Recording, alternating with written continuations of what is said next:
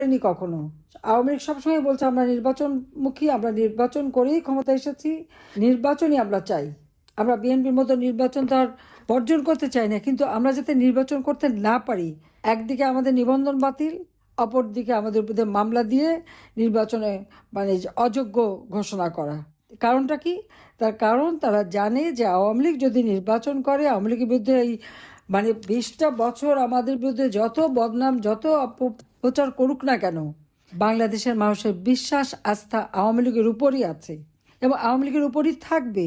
কারণ আওয়ামী লীগ ক্ষমতায় থাকলে তো জনগণ সেবা পায়, জনগণের কল্যাণ হয়, জনগণের মঙ্গল হয়। 2008-এর নির্বাচন নিয়ে তো কেউ প্রশ্ন উঠতে হতে পারে না। 48% ভোট আমরা পেয়েছি, তার মানে কি দাঁড়াচ্ছে? প্রায় 50% ভোটার আমাদেরকে সমর্থন করে। আমাদেরকে বাদ দিয়ে নির্বাচন করবে, আর সেই নির্বাচনকে তারা বৈধ করবে কিভাবে? আমার মৃত্যুদণ্ড, আমাদের ছেলেমেয়ের উপরে যে মামলা একটার পর একটা যখন প্রকাশ হচ্ছে, তখন সেগুলির সারা বিশ্বেই আজকে এটা একটা প্রশ্নবিদ্ধ হয়ে গেছে। এইভাবে বাংলাদেশের ভাবমূর্তিটা তারা নষ্ট করে দিচ্ছে। তাই আমি আপনাদেরকে বলবো, নিজ এলাকায় কী কী উন্নয়ন আমরা করেছি সেটা জনগণের কাছে তুলে ধরেন, এবং সেই সাথে সাথে আমাদের মেয়েরা যেন প্রত্যেক ঘরে ঘরে যে বাংলাদেশের উন্নয়নে আওয়ামী লীগের যে অবদান এবং বাংলাদেশ থাকতে নারী ক্ষমতায়ন বা নারীর নিরাপত্তা নিশ্চিত করেছে, তরুণ সমাজের কর্মসংস্থান ব্যবস্থা করেছে, এসব বিষয়গুলি, ছাত্রছাত্রীদের শিক্ষার সুব্যবস্থা করেছে, চিকিৎসা সেবা মানুষের দৈর্ঘ্যে পৌঁছে দিয়েছে, সামাজিক নিরাপত্তার মাধ্যমে প্রত্যেকটা মানুষ যেন অন্তত খেয়ে পরে শান্তিতে থাকতে পারে সেই ব্যবস্থা করেছে। এই বিষয়গুলি মানুষের সামনে তুলে ধরতে হবে, কারণ আওয়ামী লীগ জনগণের সেবক। আওয়ামী লীগ আসলে জনগণকে দেয়, আর বাকি যারাই এসেছে তারা নিজের লুটপাট করতে ব্যস্ত। এখন ইউনূস সাহেব তো তার টেলিকমিউনিকেশনের টাকা থেকে শুরু করে সব টাকা কীভাবে বিদেশে পাচার করবে সেই তালে আছে।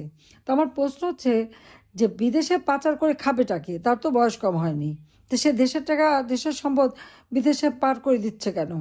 দেশে থাকলে তো তাও দেশের মানুষ পাবে, অথচ সেই তালে সে আছে। ব্যাংকগুলি একটা একটা ধ্বংস করে দিল।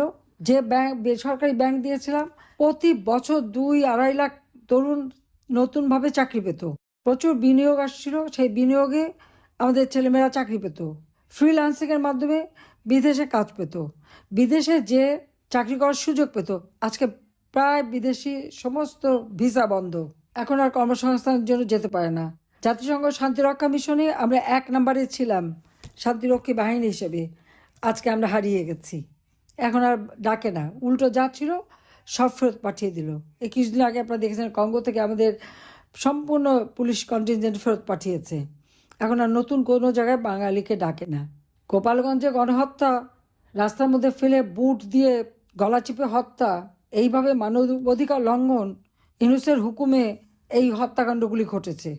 অন দ্য স্পট গুলি করে 4 জনকে হত্যা করে ফেললো, আর সেই সাথে ছাত্রসহ, আর পরে আরও 2-3 জন মারা গেছে। এখনও কয়েকজন আহত অবস্থায়, তাদের মানে যে কোনো সময় মৃত্যু মুখে। হাজার হাজার নেতাকর্মীকে গ্রেপ্তার করেছে। গোপালগঞ্জে কারাগারে জায়গা হয় না বলে বাগেরহাট, পিরোজপুর, মাদারীপুর, যশোর বিভিন্ন কারাগারে রেখেছে। প্রত্যেকের বাড়ি বাড়ি যে হামলা, নির্যাতন, সারা বাংলাদেশে এইভাবে নির্যাতন চলছে। তারপর আমি বলবো যে জনতার শক্তি বড় শক্তি। কাজে এই বারবার বসে বসে মান্না খেয়ে সকলে এক হয়ে, ঐক্যবদ্ধ হয়ে যার যা কিছু আছে তাই নিয়ে রুখে দাঁড়ান। তারা সন্ত্রাসীদের হাতে অস্ত্র আছে, অস্ত্র তো মানুষকে পরিচালনা করতে হয়, কিন্তু মানুষ যখন খেপে যায় তখন এই অস্ত্র কাজে লাগে না। তার জন্য আপনাদের সবাইকে এখন এক হতে হবে। এক হয়ে মাঠে নামতে পারলেই আপনারা আবার এই বাংলাদেশ ফিরে পাবেন এবং বাংলাদেশ আবার উন্নত সমৃদ্ধ হবে। আমি আছি আপনাদের পাশে, আপনাদের পাশে থাকব। আমি সবাইকে বিজয় দিবসের শুভেচ্ছা জানিয়ে আমার বক্তব্য শেষ করছি। খোদা হাফেজ। জয় বাংলা, জয় বঙ্গবন্ধু। বাংলাদেশ চিরজীবী হোক।